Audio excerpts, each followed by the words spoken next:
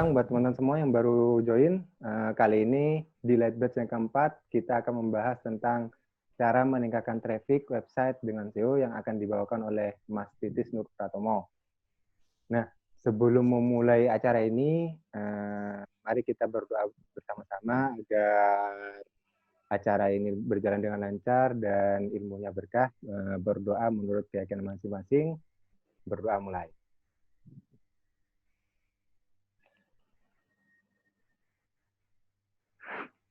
Oke. Oh ya, sebelumnya saya perkenalan dulu. Nama saya Sofal dari Negoser sebagai Customer Relation Negoser. Saat ini akan bertugas sebagai moderator di event kali ini, Lightbatch yang keempat, tentang cara meningkatkan traffic website dengan SEO. Nah, untuk mempersingkat waktu, saya serahkan kepada Mas Titis untuk menyampaikan materinya kepada teman-teman. Silakan, Mas. Assalamualaikum warahmatullahi wabarakatuh. Selamat datang di Niaga Lightbatch 4.0 dengan tema cara meningkatkan traffic website dengan SEO. Perkenalkan, saya Titis Nur Pratomo, saya SEO spesialis di Niaga Hoster. Di sini akan memberikan ilmu seputar materi pembahasan. Yang pertama, apa itu traffic, mengapa traffic itu penting, dan cara meningkatkan traffic website dengan SEO. Nah, apa sih traffic? Yang dimaksud traffic website ini bisa didefinisikan sebagai jumlah orang yang mengunjungi sebuah website, halaman yang mereka lihat, dan juga durasi saat pengunjung melihat atau membaca halaman-halaman tersebut. Kenapa traffic itu penting? Karena semua website butuh traffic. Ya, seberapa bagusnya website kamu jika pengunjungnya sedikit, website dan bisnis kamu yang kamu miliki akan terancam tenggelam di antara website lain di internet. Pada dasarnya website yang memiliki traffic flow yang stabil lah yang dapat bertahan. Nah, bagi website toko online misalnya, bagi website toko online membutuhkan traffic tinggi agar di kemudian hari bisa dikelola menjadi leads atau pelanggan. Begitu pula blog. Blog juga membutuhkan traffic yang tinggi supaya nantinya pemilik blog bisa memasang iklan atau kerjasama advertorial di blognya. Kemudian, bagaimana sih cara meningkatkan traffic website dengan SEO? Nah, di sini ada 4 step. Yang pertama, riset keyword. Yang kedua, optimasi SEO on page. Yang ketiga, optimasi SEO page. Dan yang keempat, rahasia utama. Nah, kita berpijak ke step pertama, yaitu riset keyword. Apa aja sih yang harus diperhatikan dalam hal riset keyword? Pada umumnya, terdapat 4 komponen penting yang harus diperhatikan dalam riset keyword, yaitu search volume, keyword difficulty, keyword suggestion, dan juga SERP. Apa itu search volume? Search volume adalah seberapa banyak kata kunci itu dicari di Google dalam kurun waktu tertentu. Biasanya, keyword tool akan menampilkan banyak pencarian keyword dalam 1 bulan terakhir. Misalnya, search volume sebuah kata kunci menunjukkan angka 10.000. Artinya, keyword tersebut dicari sebesar 10.000 kali di Google dalam kurun waktu 1 bulan. Nah, kemudian keyword difficulty. Keyword difficulty ini menunjukkan tingkat kesulitan sebuah kata kunci untuk berada di halaman pertama hasil pencarian. Umumnya, keyword tool ini menggunakan skala 0 sampai 100. Semakin besar angkanya, semakin sulit kata kunci tersebut untuk meraih posisi halaman pertama di hasil pencarian. Biasanya, keyword difficulty ini juga memperlihatkan berapa banyak backlink yang dibutuhkan supaya sebuah artikel itu bisa meranking di halaman pertama di hasil pencarian. Semakin tinggi keyword difficulty, semakin banyak backlink yang dibutuhkan. Nah, ini ada daftar skema tingkat kesulitan keyword. Nah, bagi teman-teman yang istilahnya websitenya baru, terus ingin optimasi SEO pemula seperti apa, alangkah lebih baiknya dicari kata kunci dengan tingkat kesulitan keyword easy atau 0 sampai 10 terlebih dahulu, sampai nanti ketika websitenya sudah banyak traffic, nah itu perlahan demi perlahan itu sudah mulai membidik kata kunci medium sampai hard. Kemudian keyword suggestion. Keyword suggestion ini adalah saran kata kunci yang berkaitan dengan kata kunci yang dicari.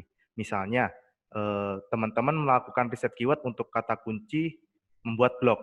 Nah, keyword tool akan memberikan saran kata kunci seperti cara membuat blog, membuat blog gratis, atau membuat blog mudah. Dan ini teman-teman simpan untuk nantinya dijadikan ide konten untuk pembuatan artikel. Nah, kemudian SERP. SERP ini istilahnya Search Engine Result Page.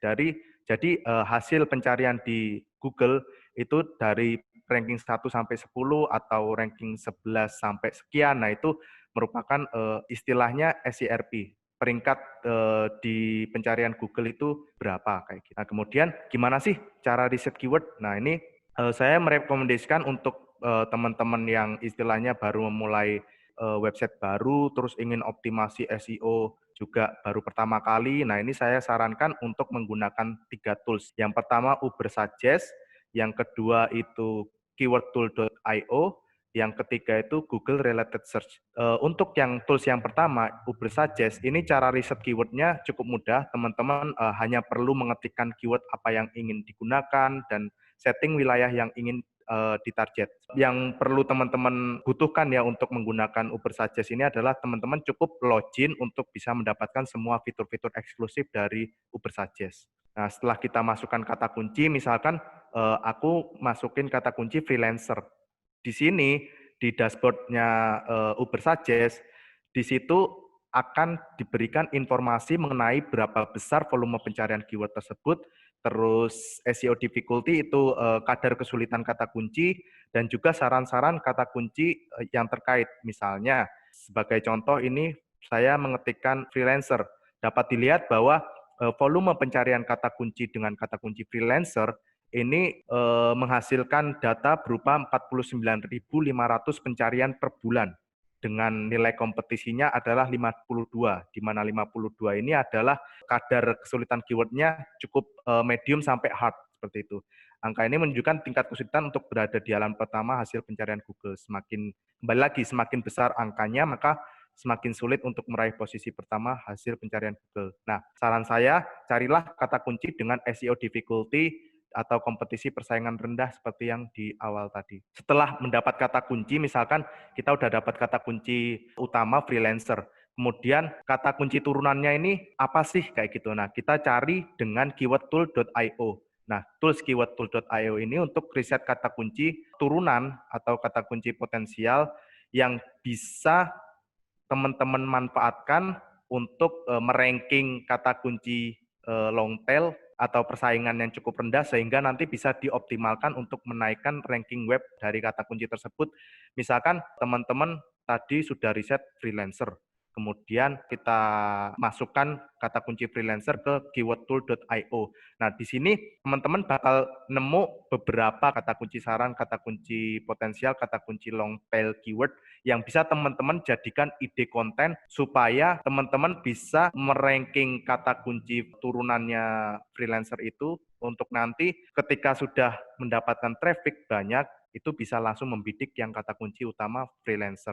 Nah, kemudian di sini juga bisa menggunakan Google Related Search. Google Related Search ini adalah situs istilahnya situs gratis punyanya Google untuk kita manfaatkan atau untuk kita ambil kata kunci long tail keywordnya untuk nanti bisa dijadikan ide konten yang akan dijadikan artikel SEO. Misalnya saya mengetikkan situs freelancer, ternyata di hasil pencarian Google ini ada situs freelancer untuk pemula, ada forum freelancer Indonesia, ada pekerjaan freelance yang nantinya ketiga kata kunci ini bisa teman-teman jadikan artikel untuk mendukung kata kunci utama dari freelancer. Kemudian yang kedua ada optimasi SEO on page. Nah, optimasi SEO on page ini merupakan langkah optimasi untuk meningkatkan kualitas konten supaya mudah dibaca dan dipahami oleh pembaca website atau blog. Dalam langkah-langkah optimasi on page SEO ini terfokus pada beberapa faktor yang ada di dalam konten. Misalnya seperti optimasi permaling, judul konten, heading dan subheading, optimasi image SEO, internal link maupun outbound link, dan juga kecepatan website. Nah, untuk optimasi permaling, idealnya permaling itu ya Pak, alamat URL website ya, alamat URL website.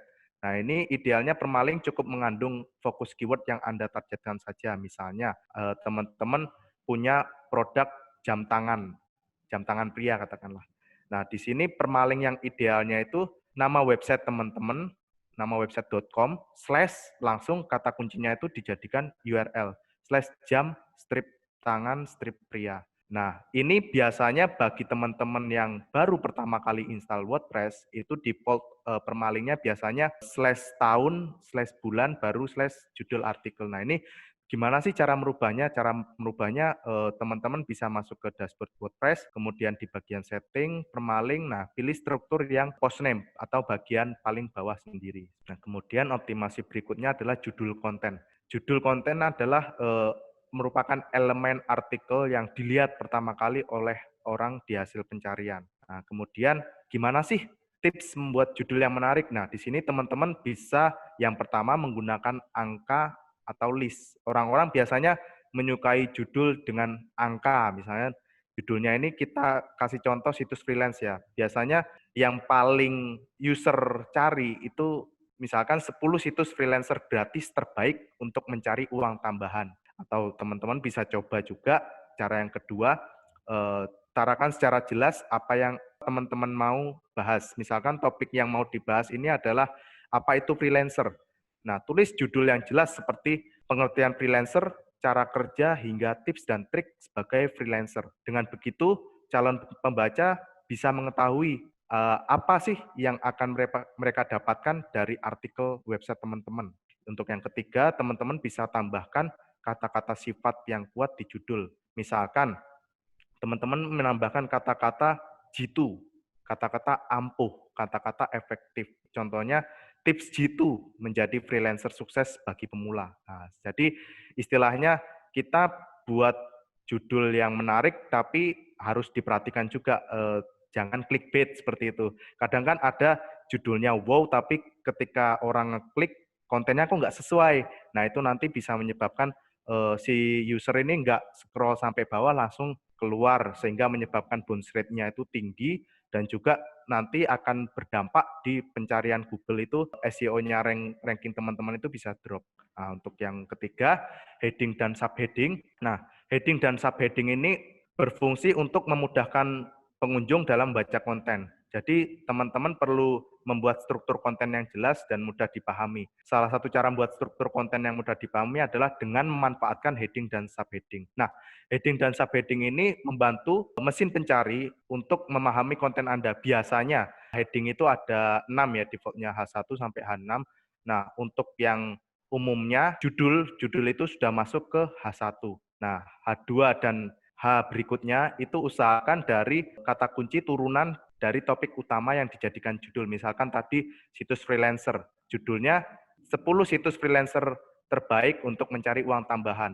Nah, H1-nya sudah otomatis judulnya tadi, terus H2-nya adalah situs freelancer terbaik. Nah, itu dijadikan H2. Nah, yang H3 itu bisa teman-teman jadikan situs-situs apa saja, list-listnya apa yang menampilkan situs freelancer itu teman-teman jadikan H3. Misalkan situs freelancer 1000 Lancer, nah itu dijadikan H3, begitu pula seterusnya. Kemudian langkah yang keempat, optimasi image SEO. Tipsnya yang pertama, ukuran gambar usahakan tidak terlalu besar atau kalau bisa dikompres.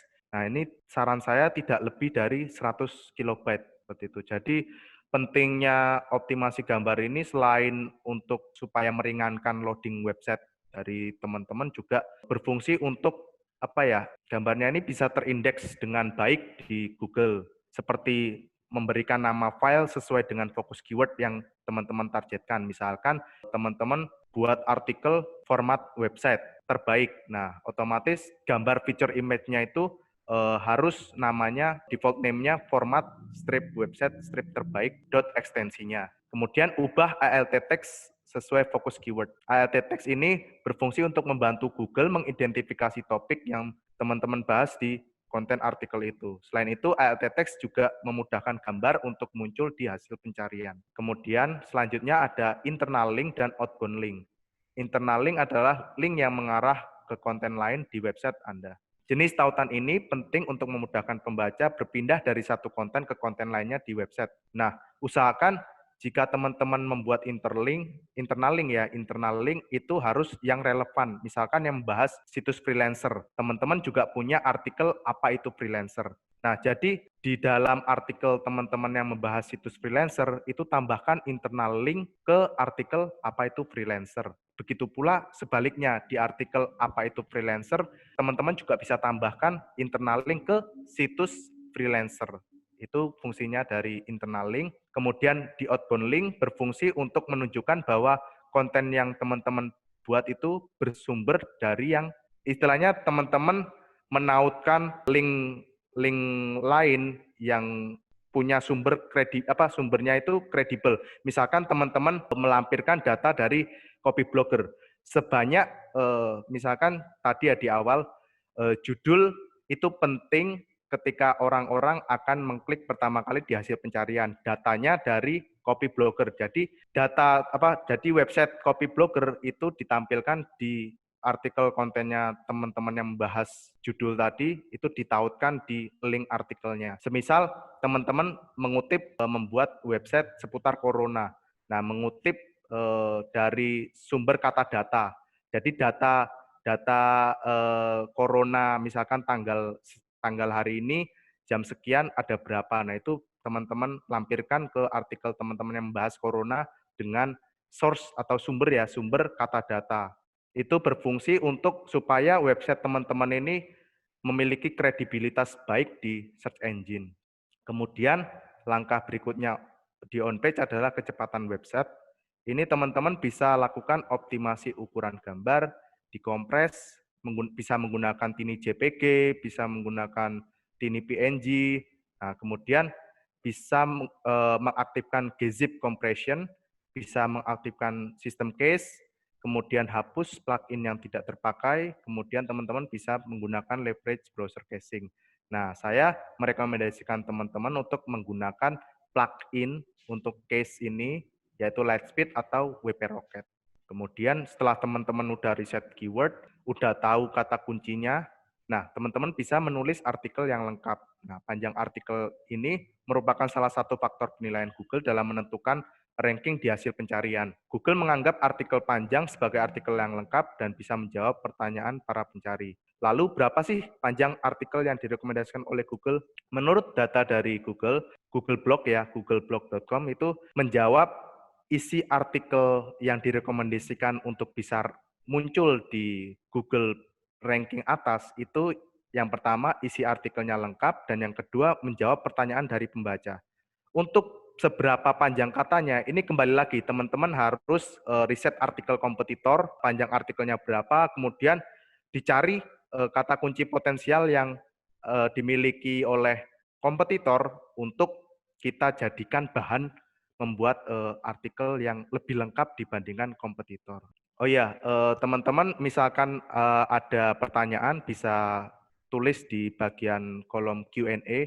Nanti di akhir acara bisa sesi tanya jawab. Oke, kita lanjutkan. Untuk yang ketiga, optimasi SEO page. Nah, setelah sudah optimasi on page, kita juga harus optimasi dari sisi luar, dari sisi off page-nya. Nah, SEO page ini merupakan langkah optimasi elemen-elemen di luar website yang mempengaruhi ranking di hasil pencarian. Nah, langkah optimasi off page SEO ini terfokus pada faktor-faktor di luar konten, seperti faktor link building, faktor listing bisnis, brand mention di media online, Google Businessku, review, maupun share di media sosial. Untuk link building ini merupakan cara untuk mendapatkan backlink dari website lain menuju website teman-teman. Jika ingin mendapatkan banyak pengunjung, maka website teman-teman ini harus menempati posisi teratas di hasil pencarian. Nah, supaya bisa mendapatkan ranking yang baik, maka membutuhkan juga backlink. Tapi kembali lagi, kita harus riset kata kuncinya terlebih dahulu. Kalau teman-teman sudah mendapatkan kata kunci yang SEO difficulty tadi di awal 0 sampai 10, itu teman-teman belum membutuhkan banget ya urgensi untuk mencari backlink itu tidak terlalu urgensi banget. Nah, yang dijadikan urgensi adalah ketika persaingan kata kuncinya ini sudah mengarah ke lebih sulit. Nah, kayak gitu. Nah, untuk tips link building-nya ini teman-teman bisa mengisi website, teman-teman buat artikel dulu tips yang bermanfaat, kemudian di-share tips berikut ke forum-forum yang membahas topik tersebut, namun usahakan jangan spam. Misalkan teman-teman ini punya artikel kontennya bisnis. Nah, teman-teman bisa mencari blogger-blogger yang juga satu niche bisnis, ya, itu bisa teman-teman kontak, kemudian teman-teman buat artikel tips tersebut dan bisa diajak tukeran link seperti itu, tukeran link atau bisa kerjasama saling mengisi konten website yang lainnya dengan konten website yang teman-teman buat seperti itu. Atau bisa teman-teman aktif berkontribusi di komunitas online, atau kemudian teman-teman juga bisa aktif share dan menulis artikel-artikel di blog atau website yang bahas topik tersebut. Misalkan teman-teman ingin membuat artikel di Kompasiana atau Kumparan, nah itu teman-teman bisa aktif di sana, terus bisa membuat artikel dengan topik yang relevan dari teman-teman ini ke artikel yang sudah atau relevan dengan website dari teman-teman. Perlu teman-teman ketahui, backlink ini merupakan salah satu dari sekian banyak faktor yang bisa mempengaruhi SEO dan juga mempengaruhi dari ranking Google. Jadi faktor backlink ini sebenarnya bisa dikatakan penting-penting tidak penting. Mengapa saya mengatakan demikian? Kalau teman-teman di dalam artikelnya on page-nya itu sudah bagus, terus teman-teman bisa kok langsung mendapatkan ranking baik, rankingnya tinggi. Nah, teman-teman tidak perlu harus cari backlink atau tidak perlu. Jadi kembali lagi ke kebutuhan dari artikel kata kunci tersebut, persaingannya seperti apa, itu teman-teman analisa dan ini butuh tidak ya backlink sekian seperti itu. Kemudian teman-teman bisa memanfaatkan listing bisnis. Listing bisnis ini juga membantu SEO page dari teman-teman. Misalkan teman-teman punya usaha tour travel. Nah, teman-teman bisa tuh memanfaatkan listing bisnis dari TripAdvisor. Misalkan teman-teman punya usaha bisnis kuliner. Itu teman-teman bisa mendaftarkan usaha dari teman-teman ke listing bisnis Zomato maupun GrabFood. Kemudian yang selanjutnya adalah brand mention di media online. Nah, dengan adanya brand mention, artinya media online tersebut sudah familiar dengan bisnis yang teman-teman miliki. Teman-teman bisa menghubungi media online tersebut dan meminta mereka untuk menambahkan link website ke artikel mereka. Misalkan ini contohnya Niaga Hoster punya satu gerakan, namanya gerakan Trash Tag Challenge, dan ini dikutip di websitenya mix.co.id. Jadi teman-teman bisnisnya ini punya gerakan apa, terus ada di artikelnya yang media-media. Jadi media-media ini istilahnya secara sukarela bisa membuatkan artikel seputar bisnis dari teman-teman seperti itu. Dan itu istilahnya masuk dalam kategori off-page SEO. Kemudian di Google Businessku ini merupakan layanan listing bisnis gratis dari Google.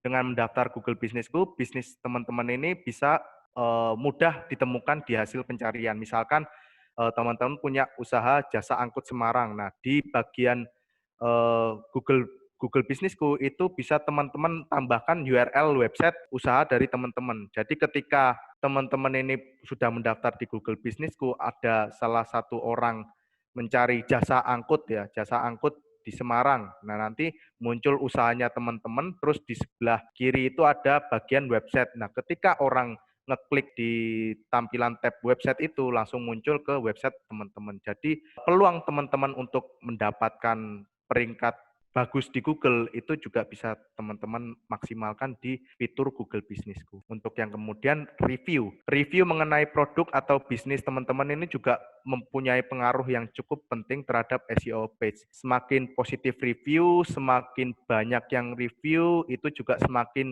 besar pula peranannya terhadap SEO page dari website teman-teman. Kemudian masuk ke tahap akhir setelah kita sudah riset keyword, ketika kita sudah optimasi on page, ketika kita sudah optimasi off page, rahasia utama cara meningkatkan traffic dengan SEO itu ada 4 kunci utama sebenarnya. Yang pertama, teman-teman harus konsisten, yang kedua, teman-teman harus telaten, yang ketiga, teman-teman harus bersabar, dan yang keempat, harus berdoa.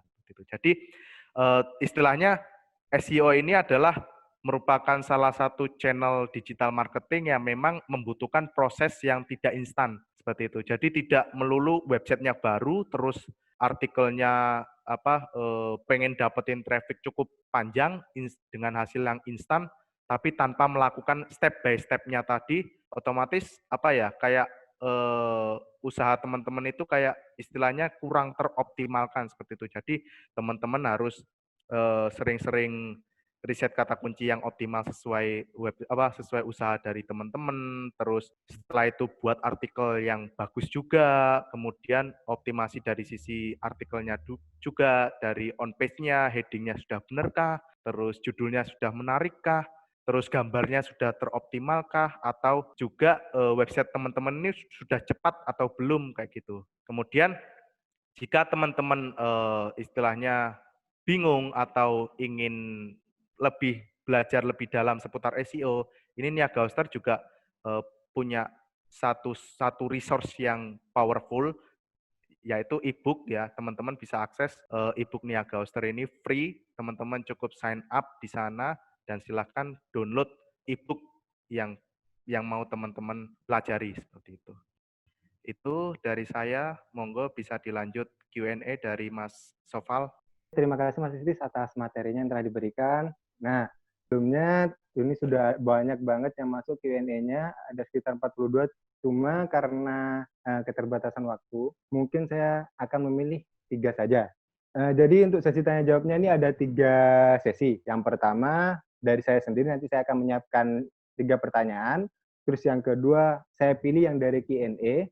Terus yang ketiga nanti teman-teman bisa bertanya melalui suara atau live. Nanti pas sesi ketiga tersebut teman-teman bisa klik raise hand untuk bertanya. Nanti saya akan milih siapa yang mau bertanya. Oke. Untuk pertama Mas Titis, mungkin di sana kan dijelaskan tentang internal link dan outbound link. Ya. Nah, pertanyaan pertama saya itu berapa sih jumlah maksimal atau ada kriterianya nggak sih dalam satu artikel itu maksimal atau minimal jumlah internal link dan outbound link-nya? Sebenarnya kalau untuk aturan bakunya seberapa banyak internal link maupun outbound link itu sebenarnya tidak ada aturan bakunya, cuman kalau dari sisi pengalaman saya untuk internal link ini sebenarnya banyaknya itu tidak ada aturan baku, cuman kembali lagi misalkan ke kontennya teman-teman. Misalkan teman-teman tadi dicontoh teman-teman punya artikel freelancer ya. Teman-teman punya artikel freelancer, misalkan pengertian freelancer, apa itu freelancer, dan bagaimana cara menjadi freelancer. Nah, terus teman-teman juga punya artikel sejenis cara mendapatkan uang dari internet. Nah, salah satu poinnya ternyata di sana ada menjadi freelancer. Nah, teman-teman bisa menautkan link yang terkait dengan freelancer ini ke artikel freelancer tadi, seperti itu. Jadi, kembali lagi ke relevansi kontennya, seperti itu. Jadi, tidak ada aturan baku seberapa banyak internal link, cuman kembali lagi kalau terlalu banyak itu juga tidak baik juga, dalam artian pembaca nih baru scroll kok udah ada banyak banget link. Nah, jadi pembaca tuh istilahnya kurang nyaman. Jadi sebisa mungkin pemetaan internal link ini cukup dalam artian yang relevan, namun istilahnya tidak membuat pembaca ini bosan atau istilahnya menganggap internal link-nya yang di artikel teman-teman ini tidak relevan seperti itu. Kalau outbound link, kalau saya biasanya menambahkan outbound link kalau dibutuhkan datanya. Misalkan tadi saya punya artikel corona terus harus menyantumkan data, misalkan jumlah corona per hari ini berapa, nah itu baru disisipkan dari situs yang kredibel seperti itu. Kalau saya tadi mention misalkan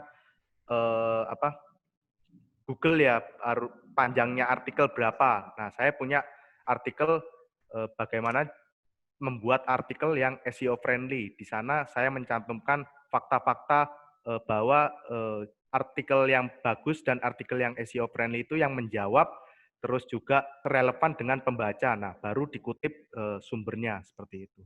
Itu sih Mas Sofal. Jadi kembali lagi ke relevansi konten dan kebutuhan di dalam artikelnya seberapa urgensi seperti itu. Mungkin untuk pertanyaan keduanya saya barusan udah on page, terus sekarang Ya. saya mau tanya tentang off page. Nah, pertanyaan saya banyak kan nih di forum yang membahas tentang spam backlink atau ini backlinknya jelek atau bagus. Nah, untuk identifikasi yang termasuk backlink bagus dan jelek itu gimana, dan selanjutnya untuk mengatasi spam backlink itu gimana, Mas Titis? Ini kan berpengaruh buat kesehatan website kita. Oke, oke. Cara mendapatkan backlink berkualitas ya, cara Sorry, mendapatkan. bukan. Untuk cara identifikasi bahwa sebuah backlink ini berkualitas atau jelek. Oke. Cara mendapatkan. Oke, ciri-cirinya ya, ciri-ciri backlink berkualitas. Kalau saya sih, sepengalaman saya yang untuk target backlink ya, yang pertama dilihat relevansinya. Misalkan kita punya niche website kita ini bisnis, otomatis kita harus mencari backlink yang niche-nya itu juga sejenis. Kita cari niche yang websitenya itu membahas bisnis juga. Dan yang kedua, yang perlu kita perhatikan adalah website yang untuk kita backlingi itu punya authority berapa. Istilahnya kalau saya bilang itu domain ratingnya itu berapa. Nah, domain rating ini seberapa besar dan seberapa bagus backlink yang berkualitas itu di mata Google seperti itu. Nah, yang ketiga itu upayakan traffic dari website yang di backlingi itu punya traffic yang bagus, istilahnya trafficnya itu stabil, dan juga teman-teman bisa ngecek istilahnya website yang mau di backlink ini punya riwayat spam backlink tidak, seperti itu. Saya biasanya ngecek backlink kompetitor itu spam atau tidak, atau backlink di website saya spam atau tidak, biasanya pakai backlink checker.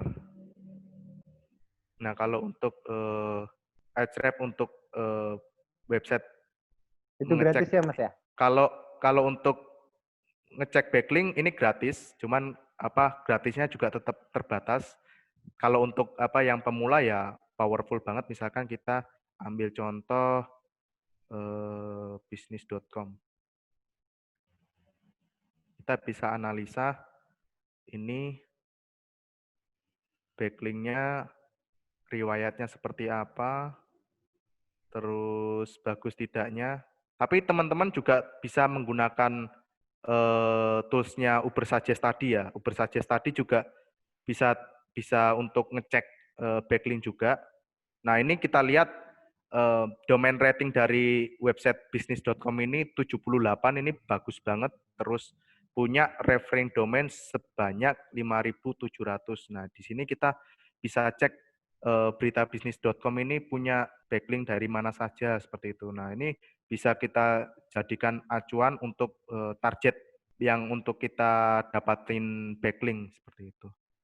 Itu terus cara menghindari spam backlink. Yang pertama, teman-teman tadi ya, istilahnya jangan sporadis untuk mencari backlink langsung di forum, langsung tiap thread itu dikopas websitenya teman-teman tanpa teman-teman tahu ini forumnya seperti apa, ada rule, ada TOS-nya atau enggak, terus websitenya ini termasuk dalam kategori judikah atau pokerkah atau ya sejenis gambling seperti itu usahakan jangan sampai website teman-teman itu punya riwayat spam backlink seperti itu. Nah, untuk menghapus spam backlink ini teman-teman bisa menghapusnya di Google Webmaster Tools. Di situ ada fitur manual action. Manual action itu untuk mendaftarkan link-link backlink dari website lain yang mengandung website kita, seperti itu. Kita bisa menghapusnya di manual action dari Google Webmaster Tools. Seperti itu, Mas Sofal, tips triknya. Oke, kalau saya ambil kesimpulan dari jawaban Mas Titis, jadi kategori backlink yang bagus atau tidaknya itu yang pertama dari relevansi dengan website kita. Ya. Terus yang kedua domain rating dari si pemberi backlink atau pemberi backlink itu. Iya. Terus yang ketiga apa tadi? Yang ketiga kita cek riwayat dari riwayatnya. Ya, riwayatnya itu udah pernah spam apa belum kayak gitu. Pertanyaan terakhir nih dari saya sebelum melanjutkan ke sesi kedua, pertanyaan dari teman-teman yang ada di Q&A. Ini yang on-page sudah, off-page sudah, terus yang sekarang tentang kompetisi. Tadi kan dijelaskan tentang kompetisi. Nah, misalkan nih Mas, saya punya sebuah website bisnis. Contohnya ambil saja konveksi baju lah, konveksi baju, terus saya menargetkan lokal dulu. Kan katanya kalau untuk awal kita lebih bagus untuk menargetkan lokal dulu sebelum masuk ke nasional. Nah, misalkan di konveksi baju Jogja, itu website saya sudah ada di halaman pertama. Nah, itu caranya untuk scale up-nya agar konveksi baju itu masuk ke nasional juga itu gimana Mas caranya? Oke. Yang pertama, teman-teman misalkan sudah menang di lokal ya, konveksi baju Jogja. Nah, teman-teman yang langkah yang perlu diperhatikan berikutnya adalah teman-teman daftarin di Google Bisnisku. Soalnya apa? Soalnya di Google Bisnisku ini powerful banget toolsnya, dan saya juga kebetulan sudah pernah ngetes satu kata kunci yang lokal terus bisa ngeranking juga di kata kunci utamanya. Itu teman-teman bisa optimasi di Google Bisnisku. Yang kedua, teman-teman bisa optimasi dari sisi on page-nya, misalkan konveksi baju Jogja, misalkan teman-teman buat satu artikel baru yang untuk umum ya, katakanlah misalkan teman-teman artikel yang konveksi baju Jogja itu website.com/konveksi strip baju strip Jogja. Nah, teman-teman bisa buat artikel langsung tembak kata kunci utama website.com/konveksi baju. Konveksi baju seperti itu. Nah, jadi yang yang artikel baru yang konveksi baju itu bisa teman-teman optimalkan. Jadi kita punya artikel URL konveksi baju dan konveksi baju Jogja. Nah, yang konveksi baju ini usahakan dapat link dari konveksi baju Jogja. Seperti itu. Setelah itu, teman-teman bisa optimasi dari sisi backlink. Nah, backlink-nya ini juga teman-teman bisa optimalkan dari hasil riset teman-teman. Misalkan teman-teman ketik konveksi baju, nah di 1 sampai 10 ini kita analisa dulu dari website 1 sampai 10 ini punya berapa backlink sih? Seperti itu. Dianalisa, terus dari hasil analisanya ini teman-teman sudah bisa menentukan, oh kalau saya mau menang di kata kunci utama yang konveksi baju harus membutuhkan backlink sekian dengan anchor-nya sekian. Anchor-nya apa kayak gitu. Jadi yang pertama teman-teman bisa buat listing Google, terus yang kedua teman-teman bisa buat konten baru dengan langsung membidik kata kunci utama. Yang ketiga bisa teman-teman optimasi dari sisi backlink dengan memperhatikan kompetitor seperti itu, dengan memperhatikan kualitas backlink dari kompetitor seperti apa dan anchor yang ditarget kompetitor itu apa seperti itu. Itu Mas Sofal. Oke, terima kasih Mas. Sekarang masuk ke sesi kedua ya. Ya. Sebelumnya saya sudah memilih 3 pertanyaan di Q&A dari teman-teman yang hadir di sini. Saya langsung share screen aja ya Mas ya, untuk pertanyaannya.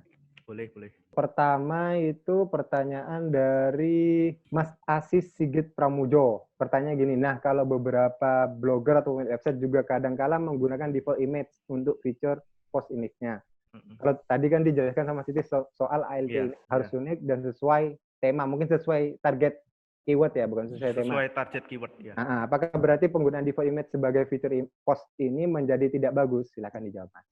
Oke, kalau penggunaan default image ya, default image misalkan teman-teman punya artikel seperti tadi konveksi baju Jogja, tapi teman-teman gambarnya itu kayak masih hasil default image dari PSD-nya atau dari HP, belum diganti format sesuai kata kunci DSC strip 01 apa. Nah, itu istilahnya kayak Google crawling ya. Google crawling itu sekarang mendeteksi bahwasanya jika gambar teman-teman ini sudah memuat ALT text ya, ALT text itu sesuai kata kunci, walaupun teman-teman istilahnya ranking artikelnya itu masih di bawah, belum di atas, tapi ketika orang iseng-iseng ngeklik dari Google Image, terus gambarnya teman-teman itu sesuai kata kuncinya udah nongol di sana. Jadi ketika orang ngeklik Google Image yang sesuai dengan kata kunci itu sudah teraplikasi di website teman-teman, itu bisa langsung ke websitenya, langsung situs dari website teman-teman seperti itu. Jadi pentingnya ALT text sesuai kata kunci itu ya tadi, kita bisa mendapatkan peluang mendapatkan traffic dari gambar dari Google Image Search seperti itu. Itu Mas Sofal. Oke, terima kasih untuk selanjutnya. Nah, ini dari Mas Eka Setia Mahendra. Perkenalkan, saya Eka, SEO. Nah, ini soal ekstensi domain nih, Mas. Apa Iya. mempengaruhi ranking SEO? Kan di luaran itu banyak .com lebih bagus daripada XYZ atau .id dan lainnya. Gimana, Mas? Monggo dijawab. Oke. Kalau untuk ekstensi domain memang beberapa itu masih menggunakan ekstensi domain.com atau ekstensi domain lokal, misalkan .id kalau di Indonesia, terus kalau di Malaysia itu .my. Nah, itu pengaruhnya seperti apa? Apakah ekstensi lain itu bisa bersaing seperti itu? Nah, kalau saya pribadi, ekstensi itu hanyalah ekstensi domain ya, itu hanyalah untuk istilahnya gerbang pertama website yang mau teman-teman buat ini untuk dikenali di search engine. Nah, sesudah itu faktor dari artikel, faktor dari konten, faktor dari dalaman websitenya itu sendiri yang bisa nantinya ikut bersaing atau tidak dengan ekstensi yang lainnya seperti itu. Jadi menurut saya ekstensi domain itu memang berpengaruh, tapi kembali lagi saya tekankan walaupun ekstensi domain lainnya itu bisa bersaing asalkan website atau konten dari website teman-teman ini sudah bagus dan juga artikelnya ini relevan atau kontennya ini relevan dan pembaca ini juga istilahnya nyaman di website teman-teman. Jadi istilahnya ekstensi domain lain bisa ada peluang untuk bisa bersaing dengan ekstensi domain yang lainnya seperti itu. Asalkan dengan catatan kembali lagi website teman-teman ini sudah harus pondasinya sudah kuat terlebih dahulu seperti itu. Oke, selanjutnya dari Mas Fikri nih, Mas. Dari Muhammad Fikri mau tanya untuk implementasi SEO untuk e-commerce, baiknya seperti apa agar optimal? Kemudian untuk kata kuncinya apabila artikel berbahasa Inggris, sedangkan pangsa pasarnya kita dalam negeri, itu seperti gimana, Mas, untuk implementasinya? Oke, untuk implementasi SEO e-commerce, kebanyakan misalkan kita ambil studi kasus Tokopedia ya. Tokopedia itu di halamannya itu ada 2 halaman. Yang pertama halaman yang langsung ke transaksional ya, yang tokopedia.com, dan yang kedua ada blognya Tokopedia. Nah, jadi kalau misalkan teman-teman punya situs e-commerce, usahakan yang pertama teman-teman harus punya harus punya 2 itu tadi. Yang satu landing page yang untuk transaksi dan yang kedua punya blog. Nah, kalau untuk yang transaksional ini teman-teman bisa optimasi dari segi navigasi. Misalkan tadi di awal permalingnya ya, misalkan teman-teman jualan jam tangan. Di sana ada jam tangan pria, ada jam tangan wanita, itu struktur navigasinya perlu teman-teman perhatikan juga. Kemudian untuk supaya jualannya teman-teman ini bagus, istilahnya bisa meranking, perlu didukung dengan blog. Nah, blog ini bisa teman-teman buat misalkan 10 jam tangan pria terbaik 2020. Nah, itu teman-teman list produk-produk teman-teman itu di artikel blognya itu tadi dengan dikasih link ke website transaksional yang utamanya tadi. Sehingga ketika teman-teman udah punya list produk cukup banyak, usahakan teman-teman juga buat artikel di blog yang teman-teman yang teman-teman punya itu konten-konten yang untuk mendukung dari produk yang teman-teman jual seperti itu. Jadi istilahnya punya landing page yang untuk transaksi, punya blog untuk informasional dari produk. Jadi segala macam informasi seputar produknya teman-teman itu apa aja dan pengetahuan lainnya seputar produk teman-teman dibuat di blognya teman-teman dan kemudian dikasih link ke produk ke landing page dari produk yang teman-teman udah listing tadi. Nah, untuk pertanyaan jika kata kuncinya bahasa Inggris sedangkan pangsa pasarnya itu dalam negeri, itu implementasi SEO-nya seperti apa? Bisa teman-teman pakai SEO multi language ya, dalam artian multinasional SEO. Nah, ini misalkan contoh kasus kita mau bersaing dengan eBay, katakanlah eBay atau Amazon. Nah, katakanlah Amazon. Amazon punya eh, punya produk jam tangan, watch ya, watch apa aja, watch Army, terus atau Casio, segala macamnya, terus konten-kontennya Inggris. Terus kemudian Amazon ini mau punya dapat pangsa pasar dari Indonesia. Nah, mau tidak mau, yang pertama yang harus dipersiapkan adalah domain dari pangsa pasarnya. Misalkan Amazon.com ya, mau punya pangsa Indonesia ya otomatis harus punya domain Indonesia juga, amazon.co.id. Nah, jadi hasil konten-kontennya itu diterjemahkan atau ditranslate ke domain dari pangsa pasarnya dengan bahasa Indonesia. Seperti itu, Mas Sofal. Selanjutnya ini untuk sesi pertanyaan terakhir, silakan teman-teman yang ingin bertanya secara live, nanti sediakan untuk mikrofonnya atau headsetnya agar bisa menyampaikan pertanyaannya dengan klik raise hand. Silakan. Ini saya batasi 3 pertanyaan ya. Ini ada Mas Karim Al-Amin. Saya unmute ya Mas ya. Silakan Mas. Mas Karim disampaikan untuk pertanyaannya. Kemarin kan saya punya web bahasa Indonesia tentang pendidikan. Yang saya alami itu saat ini kan banyak juga web pendidikan yang startup gitu. Nah, cara mengatasi hal seperti itu bagaimana? Soalnya hampir semua kata kunci itu diambil oleh web-web besar seperti itu. Contoh aja Brandy, hampir semua kata kunci diambil oleh Brandy. Untuk riset keyword-nya itu bagaimana? Terima kasih. Sebenarnya ada banyak yang website media-media atau brand-brand lainnya itu kok membidik kata kunci yang para blogger targetkan seperti itu. Nah, sebenarnya kalau saya pribadi melihat sisi itu, yang pertama kita harus mencari kata kunci potensial lainnya yang dimana yang website media-media lain ini belum targetkan seperti itu. Misalkan pendidikan, misalkan kayak ini boleh sebut merek ya, misalkan Ruang Guru gitu ya. Ruang Guru kan juga main blog pendidikan kayak gitu. Nah, kita analisa tuh websitenya blog Ruang Guru di Uber Suggest tadi ya.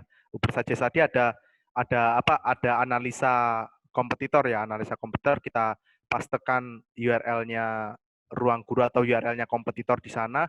Terus di sana muncul tuh beberapa list kata kunci yang ditargetin di brand-brand atau kompetitor-kompetitor yang membidik kata kunci itu. Nah, tugas kita adalah yang pertama, kalau websitenya itu baru, terus juga kita cek domain ratingnya kita juga nggak terlalu bagus dari kompetitor, yang dicari pertama kali adalah kata kunci long tail keyword-nya atau kata kunci turunan dari yang ditarget kompetitor atau brand-brand tadi. Jadi misalkan Ruang Guru punya artikel contoh pantun kayak gitu, contoh pantun, 2 kata kunci itu. Sedangkan kita juga punya kata kunci contoh pantun juga, tapi kalah. Nah, kita cari long tail keyword-nya dari contoh pantun ini yang juga potensial, walaupun traffic-nya nggak banyak, tapi at least kita bisa menang di kata kunci itu. Terus kemudian tinggal kita scale up, tambah backlink, tambah internal link, seperti itu. Jadi langkah pertama yang saya sarankan adalah mencari kata kunci turunan atau kata kunci potensial lainnya yang bisa teman-teman jadikan artikel, sambil nanti artikelnya itu di scale up secara bertahap. Seperti itu, Mas Karim. Semoga menjawab. Oke, terima kasih Mas Titis. Bentar. Silakan yang mau bertanya, raise hand juga, bertanya secara langsung. Nah, baik. Di sini saya cek ada Mas Bobby Arifin. Silakan Mas, sampaikan pertanyaannya. Iya, yang saya mau tanyakan itu gimana sih cara kita mendapatkan backlink seperti tadi contohnya bisnis.com gitu. Dan apakah efektif kalau misalkan kita menggunakan sistem artikel berbayar, contohnya kayak advertorial gitu ya? Karena kadang kalau misalkan kita lihat dari psikologis pembaca, kalau kecenderungannya mereka tahu itu artikel berbayar, pada akhirnya sifatnya menjual itu mereka cenderung close page gitu loh, nggak sampai paling bawah terus dicantumkan link website kita gitu. Menurut Masnya gimana tuh? Oke. Oke, sepengalaman saya untuk misalkan mendapatkan backlink ya dari advertorial. Yang pertama usahakan topik atau temanya itu bersifat informasional, Mas. Dalam artian misalkan teman-teman mau membidik usaha, misalkan teman-teman punya artikel bisnis ya, katakanlah itu. Mau backlink ke advertorialnya bisnis.com. Nah, bisa teman-teman buat artikel. Kalau advertorial biasanya ditanyakan dulu artikelnya bisa dari kita pribadi atau dibuatkan dari tim kontennya. Nah, kalau dari kita sendiri usahakan kayak penyelipan kata kuncinya itu sebisa mungkin soft sell seperti itu, tidak terlalu belak-belakan hard sell seperti itu. Jadi usahakan artikel yang mau teman-teman approach untuk menjadikan artikel advertorial ini tidak serta-merta langsung jualan seperti itu. Jadi di awal paragraf sampai pertengahan mungkin teman-teman bisa kasih istilahnya informational. Nah, di akhirnya baru diselipkan diusahakan juga nggak terlalu hard sell juga, cuman harus dipikirkan juga secara kontennya, secara konten supaya orang ini ada potensi ngeklik itu seperti itu. Jadi bisa mulai dari variasi kata kuncinya, terus variasi dari artikelnya supaya tidak kaku atau supaya istilahnya tidak terlalu menjual seperti apa. Nah, itu pentingnya teman-teman istilahnya copywriting teman-teman di kontennya yang untuk approach sebagai artikel advertorial ini benar-benar harus dibuat lebih matang dan terstruktur dan juga tidak terlalu hard sell seperti itu. Biasanya sih website-website yang lainnya atau media-media lainnya bakal membuat artikel teman-teman ini nanti diedit, biasanya sih diedit supaya masuk ke guideline-nya dari website advertorialnya tadi. Itu sih Mas Bobi Arifin, semoga menjawab. Mungkin ada tanggapan Mas Bobi? Sebenarnya ini sih masih terkait dengan yang tadi. Tadi kan yang kalau misalkan berbayar ya. Kalau misalkan yang nggak berbayar itu gimana sih caranya supaya backlink-nya kita itu tercantum di website yang kredibel sejenis kayak bisnis.com misalnya gitu. Oke. Bisa mencari situs-situs yang relevan, atau teman-teman atau Mas Bobi bisa nyari blogger-blogger ya, blogger-blogger, nggak usah media gitulah, blogger-blogger pasti ada blogger-blogger yang membahas segmentasi bisnis, niche-nya yang dimaksudkan tadi. Itu bisa diajak tukeran link, atau biasanya tuh rata-rata blogger sekarang itu kalau misalkan sudah berkredibel atau punya domain yang authority, itu biasanya memang berbayar dan sudah ada guideline-nya sih Mas, kayak gitu. Jadi istilahnya mau tidak mau kita harus mengikuti rule-nya yang pemilik website yang mau kita kasih backlink sih, kayak gitu. Istilahnya kayak gitu. Jadi jadi istilahnya kalau mencari yang gratisan ya pinter-pinternya kita untuk nego-nego dengan blogger niche terkait sih, kayak gitu. Sesuai kesepakatannya seperti apa, kayak gitu sih. Oke. Thank you Mas. Oke, siap. Oke, untuk pertanyaan terakhir, saya pilih ini ada Mas atau Mbak Aneta Carolina. Silakan. Selamat malam, Mas. Suara saya kedengaran ya? Ya, siap, teman.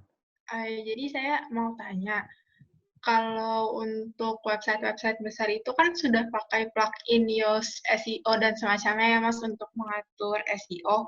Nah sebenarnya saya mau tanya itu tool yang dipakai seperti Yoast SEO itu berperan signifikan nggak sih untuk membuat website kita jadi punya SEO yang bagus? Kasusnya kalau saya punya personal blog sendiri, tapi saya nggak pakai Yoast SEO, tapi saya tetap memenuhi kriteria SEO yang baik semacam penyebutan fokus keyword-nya, terus saya juga ada internal link dan outbound link-nya, dan sebagainya. Apakah mungkin kalau personal blog saya ini yang nggak pakai plugin, tetap bisa punya SEO yang bagus dan masuk first page Google gitu, Mas? Kalau untuk perbedaan menggunakan tools SEO seperti Yoast SEO dibandingkan dengan tidak menggunakan plugin SEO Yoast, ini nanti perubahannya perbedaannya itu di meta title dan juga di meta description, Mbak Aneta. Jadi kalau misalkan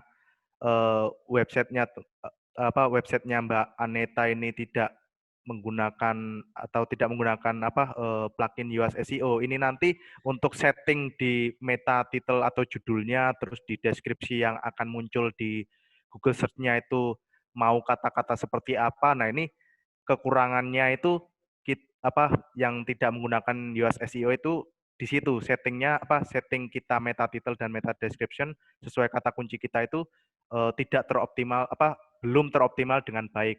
Sedangkan ketika kita menggunakan Yoast SEO, di sana ada beberapa fitur ya seperti meta title-nya kita bisa setting, terus meta description-nya juga kita bisa masukkan kata kunci atau kalimat-kalimat yang sekiranya bisa membuat pengunjung itu mengklik website kita di Google seperti apa.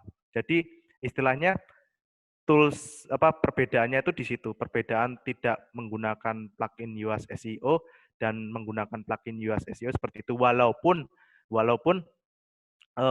kalau untuk ditampilkan di Google Search Engine ini rata-rata kalau misalkan websitenya teman-teman sudah punya authority domain yang bagus, beberapa juga ada yang tidak menggunakan Yoast SEO tanpa optimasi itu juga bisa meranking karena authority domainnya itu sudah bagus dan juga strukturalnya sudah strukturalnya sudah tertata dengan rapi. Nah, bagi website kita yang baru terus masih belum istilahnya domain ratingnya itu juga belum begitu bagus. Nah, langkah lebih baiknya saya sarankan untuk menggunakan plugin SEO Yoast dulu untuk optimasinya seperti itu. Jadi penting menurut saya sangat recommended untuk menggunakan plugin dulu sih seperti itu dibandingkan dengan tidak menggunakan plugin. Seperti itu Mbak Aneta. Ya, baik Mas, terima kasih banyak. Iya. Oke, mohon maaf buat teman-teman karena keterbatasan waktu. Untuk pertanyaannya cukup sekian. Namun teman-teman yang pengen bertanya tentang SEO lagi, bisa bertanya di link di Negosor Forum. Di forum kami, linknya saya lampirkan di chat ya. Silahkan dicek. Nanti ini munculnya, sorry, saya share screen dulu. Nanti bisa bertanya di sini. Linknya saya lampirkan di chat. Nah, teman-teman nanti bisa tanya untuk pertanyaan bisa di kolom komen ini, di kolom answer ini.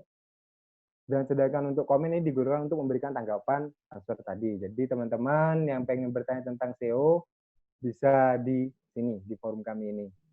Untuk bertanya di kolom answer dan untuk memberi tanggapan answer tersebut bisa di kolom komen. Jadi untuk pertanyaannya saya sarankan di sini ya. Untuk linknya sudah saya lampirkan di chat. Nah, khusus buat teman-teman juga kami jika ada yang butuh hosting, kami ada kode kupon yang bisa digunakan oleh teman-teman, yaitu LightBatch04. Nah, kupon ini teman-teman nanti bisa mendapatkan diskon 60% untuk pembelian hosting pelajar, personal, dan bisnis minimal 1 tahun. Nah, untuk masa berlaku kupon ini hanya sampai 19 Juli 2020. Nanti saya lampirkan untuk kode kuponnya juga di chat.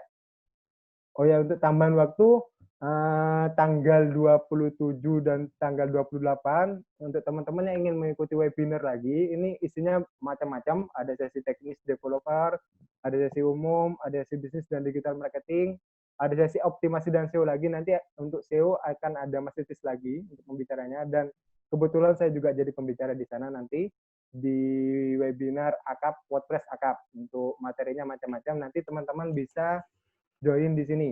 Bentar, saya coba kopikan ya untuk URL-nya. Ini untuk kuponnya. Nah, untuk kuponnya bisa menggunakan itu.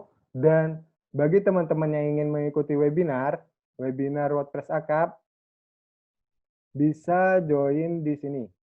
Untuk URL-nya saya tampilkan di sini. Ini dari komunitas WordPress ya, Mas ya? Ya, Webinar benar. Kita dari komunitas WordPress Indonesia. Jadi untuk pembahasannya nggak cuma WordPress kok. Tadi untuk rundown-nya, di pembahasannya ada ini. Nanti. Untuk pembahasannya, jadi untuk eventnya ini nanti 2 hari. Nanti teman-teman bisa memilih nih, mau ikut yang sesi teknis developer, atau sesi umum, sesi bisnis dan digital marketing, dan sesi optimasi dan SEO. Nah, kebetulan kami berdua nanti jadi pembicara di sana juga. Dan terakhir, untuk teman-teman silakan mengisi feedback. Sebentar saya stop share dulu. Untuk feedbacknya bisa diisi di URL ini. Nah, bagi teman-teman yang mengisi feedback, nanti materi akan kami kirimkan melalui email tersebut, dan juga nanti ada sertifikat yang akan kami kirimkan juga. Silakan. Untuk feedbacknya tentang event yang berjalan saat ini, malam ini, bisa diisikan di form ini. Oke, untuk sekali lagi saya ucapkan buat teman-teman yang sudah berkenan hadir dan meluangkan waktunya di acara ini, terima kasih yang banyak telah mengikuti sampai akhir, dan jangan lupa tanggal 27-28 juga kita ada event untuk webinar AKAP-nya, silakan join yang mau join. Dan untuk kode kupon kami juga berikan kode kupon yaitu LETBATCH04, bisa digunakan sampai tanggal, untuk kuponnya hanya aktif tanggal 19 Juli 2020. Dan untuk feedbacknya, ya 19 Juli. Setelah itu kupon tidak bisa dipakai, tidak bisa digunakan atau expired. Dan untuk feedbacknya kami tunggu paling lambat tanggal 21 Juni ya teman-teman ya. Tanggal 21 Juni 2020 batas akhir pengisian feedback. Untuk materinya dan sertifikat akan kami kirimkan melalui feedback tersebut. Nanti jadi pastikan isi email yang valid ya. Oke, untuk sekian event kali ini. Sekali lagi kami ucapkan terima kasih telah hadir dan berkenan mengikuti materi sampai kelar. Terima kasih semuanya. Selamat malam. Assalamualaikum warahmatullahi wabarakatuh.